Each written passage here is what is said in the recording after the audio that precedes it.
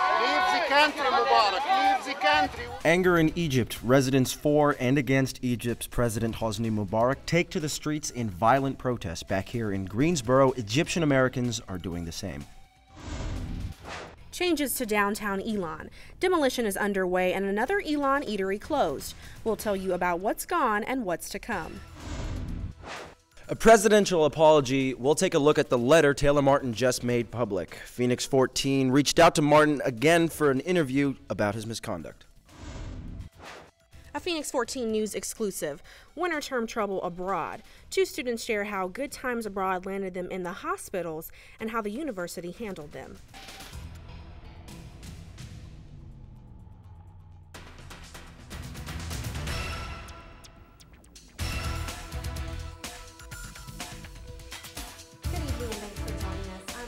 Spencer. And I'm Ben Roxitong.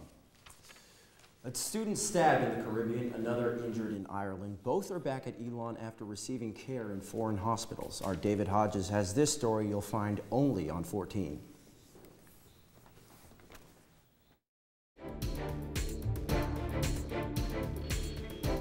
He's lunging at me like this, and then I think I just spin around as he's lunging at me, and then just look down and I realize I'm bleeding. And so he stabbed me. At a bar in the Cayman Islands this January, Brian Andrews was busy enjoying paradise until he was rushed to the hospital. I was pretty panicky. I was thinking, oh God, like insurance is gonna be through the roof with this, but mostly I was just concerned that I wanted to get stitches and make sure that everything was okay. I'm not quite sure how deep it was. In just 2 days, Andrews was fine and discharged from the hospital, and insurance was never an issue. Elon requires students studying abroad to purchase health insurance, in most cases through HTH Worldwide.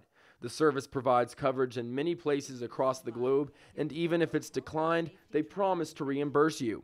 But in a country with free health care, it wasn't coverage that was a problem for Aaron Mojer, but communication between the places he received treatment. Over the course of about 2 weeks, I saw 4 doctors, 3 hospitals, in 3 different countries, Northern Ireland, Ireland, and America.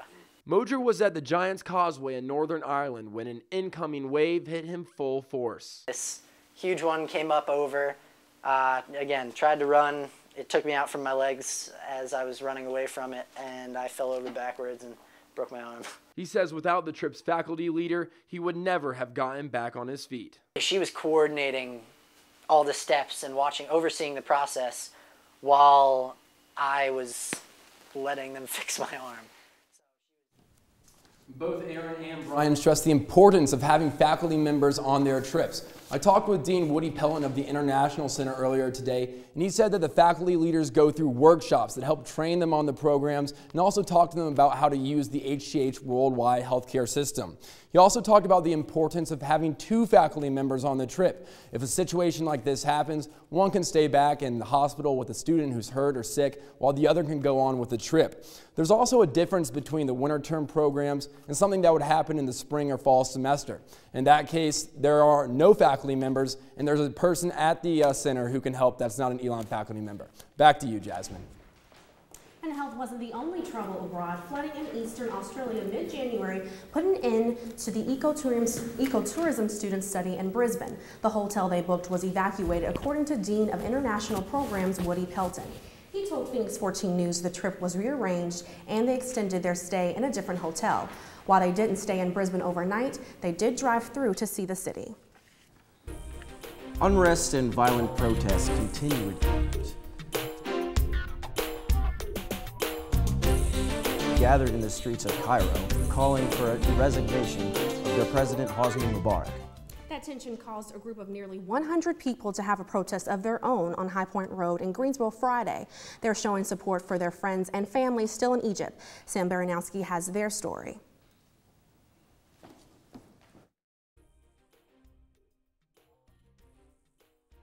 We don't need any more Hosni Mubarak. Cold rain. It's freezing But out. it's worth it. Yeah.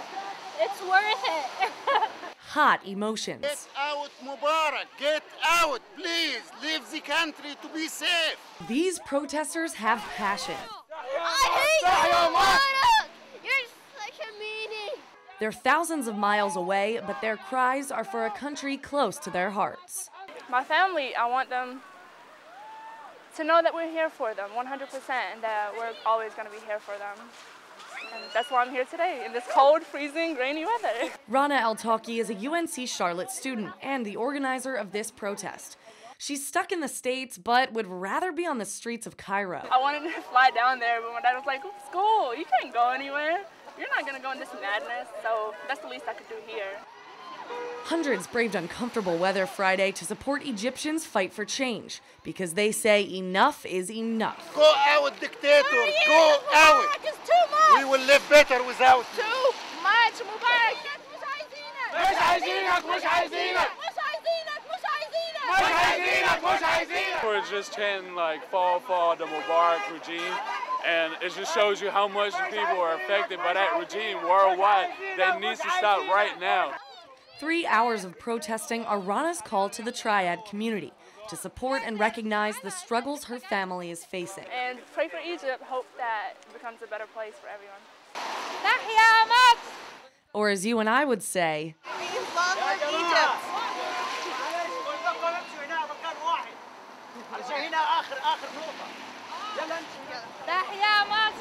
She plans to host another protest soon if Mubarak does not resign.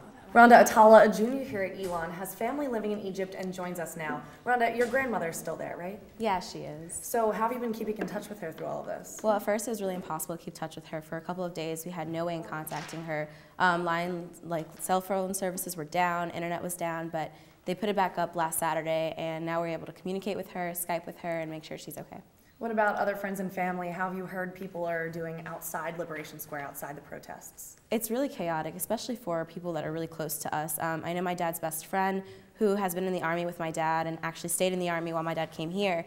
He luckily resigned 2 days before all the protesting started. Yeah. But unfortunately, people still recognize him, people still see him, and the other day, whenever he was around his apartment, people tried to attack his home because they knew that he was pro-Army and pro-Mubarak. And luckily for him, he was able to be just fine, and they missed, and they're standing outside and protecting their homes right now, but they're doing what they can.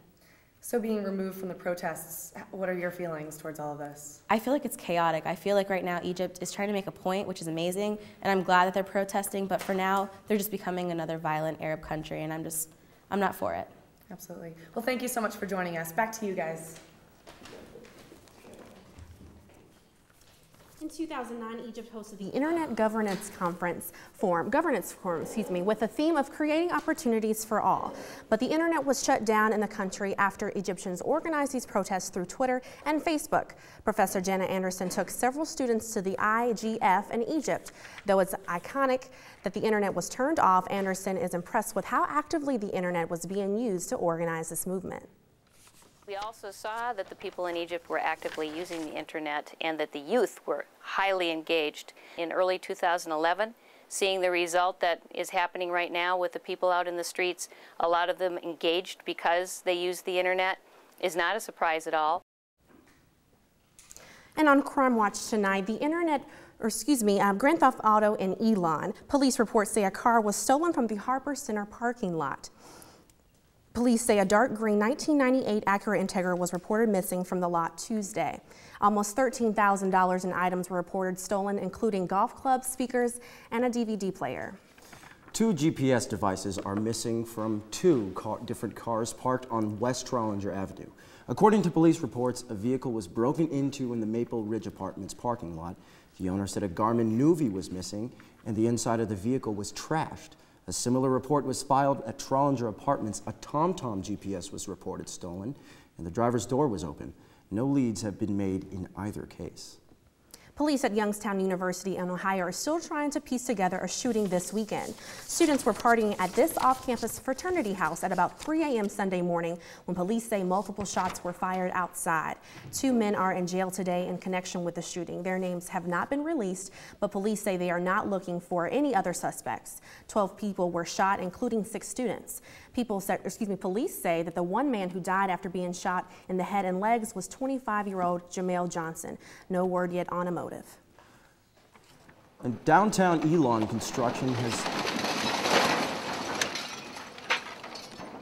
Downtown Elon construction has started with a bang. The once home of the Pendulum newspaper is no more. It was demolished earlier today. Drew Smith joins us live from downtown Elon with more on today's destruction and the construction plans to follow. Drew, now that demolition has started, what's the next step? Ben and Jasmine, a new building will spring up across the street here over the next couple of months, but for now, Williamson Avenue looks a whole lot different. This is one of the bricks that was part of that building before it was demolished. The building was home to a bank a few years ago and more recently Elon's student newspaper. The bank vault, actually, it's still standing, and that'll be coming down at a later date. But let's take a look at some video from earlier today. Crews closed off the sidewalk before machines tore the roof and walls off that building. It took less than an hour to bring down the main structure. The demolition makes space for a new 3-story retail building. It's part of the strategic plan to improve Elon's downtown. The campus bookstore will move to the first floor, and the Pendulum newspaper plans to take a spot in the new building, but for now they've moved into the basement of McEwen. And we spoke to the owner of the property, John McDonald, who said he's excited for what the building could bring for Elon's downtown. Back out live now, you can see some of those detour signs in the background. Those are pedestrian detour signs. That's because the sidewalk on the other side of the street here is closed, and that's going to remain closed until the building is completed. The company putting up the building says they're shooting for an August 1st completion date. Live on Williamson Avenue, I'm Drew Smith. Back to you. Thanks, Drew. And the Pendulum isn't the only thing missing from downtown Elon. Elon's wine bar 116 Oak is closed for business.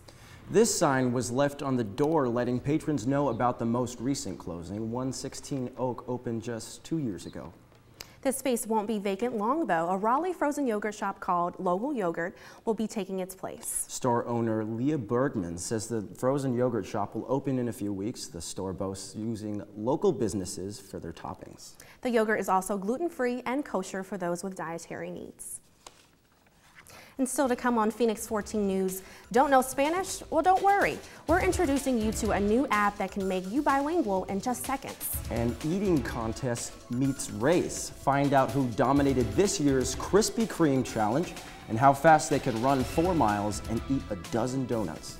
The Phoenix football team had a busy day Wednesday as they signed 15 new players on National Signing Day. Find out who they got later in sports.